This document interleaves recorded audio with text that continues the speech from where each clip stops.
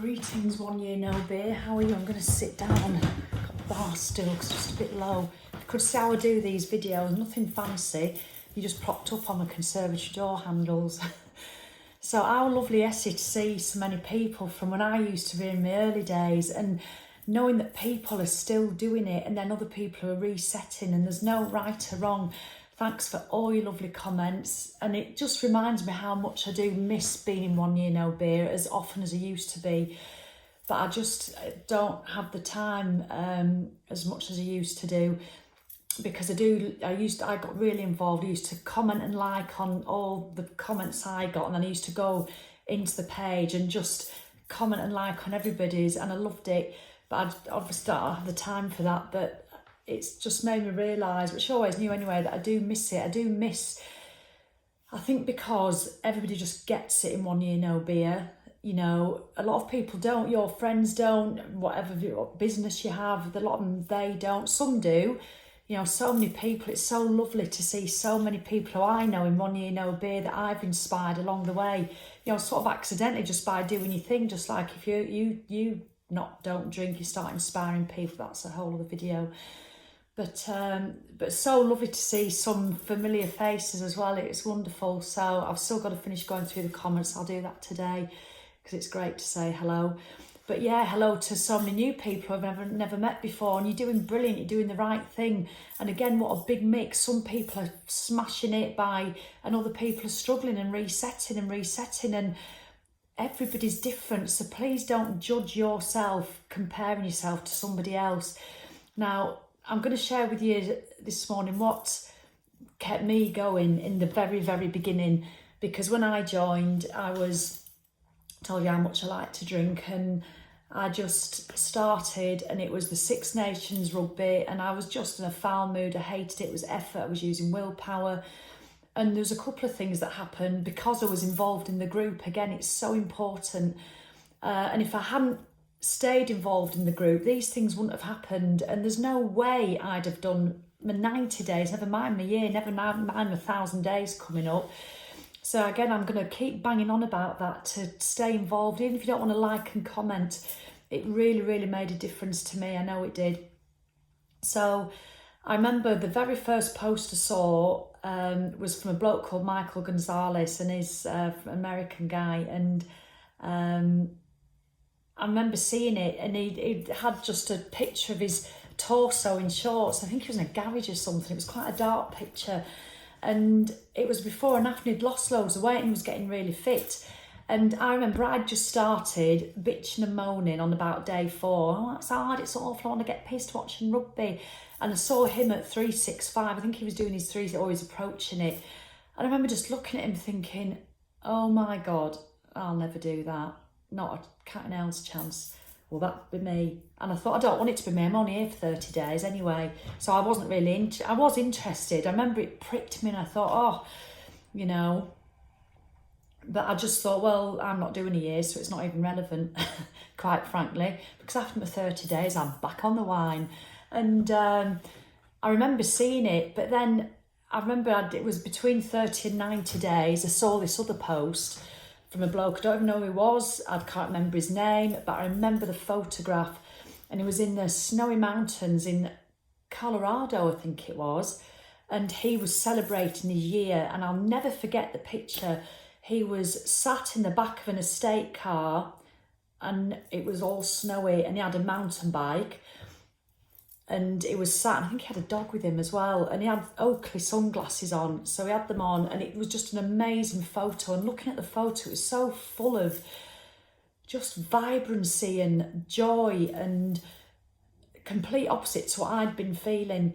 And he was saying that, and he drank like I used to. He did a big long post with it, and he says, honestly, if you're in the beginning, just keep going, just don't drink, keep going. He says, my life has changed beyond belief. He'd moved to Colorado, he'd got fit, he'd got healthy. And I just thought, I want a bit of that. I want a bit of that. And I think that's what encouraged me once I got to the 90 days to carry on going, really. But I thought, I really want some of that. And I thought, why can't that be me? Why can't it? Because I really didn't believe it could, you know, because when I used to drink, look forward to that drink at 6 o'clock, and sometimes it was 5 o'clock, sometimes it was 4:30, you know when you're cooking tea. And I'll never forget the first bottle of wine. You have to get up and do it. I have to reenact it to myself. The first bottle of wine, I'd always get 2 from the Spar shop. I'd never buy loads at Tesco. I'd always 2 or 3 times a week go up to the Spar shop, and it was, I drove or you could walk, but I used to drive, and 1 bottle wouldn't be enough, so I'd get 2, because 1 bottle, I don't want to run out and really want more, and then I can't drive and I wouldn't have to want to walk up because it was just a little bit far. So I'd always buy 2, and the first bottle I'd open it and I'd all be like, oh God, wine time, aren't I good? Wine time, and you'd be pouring it like that.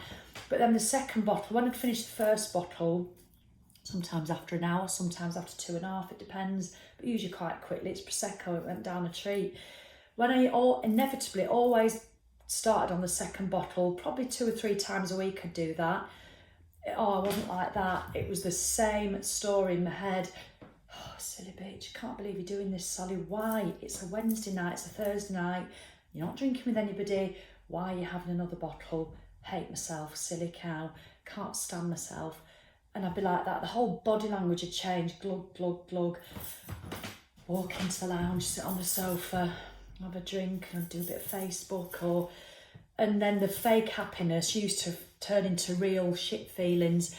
And that's how I used to feel. And I thought, I don't want to go back to that. I don't want to go back to it. So I remember this bloke, I thought, I want that. And if I reset, I'm going to keep feeling like that, that woman pouring the second bottle of wine. And I thought, I just don't want it.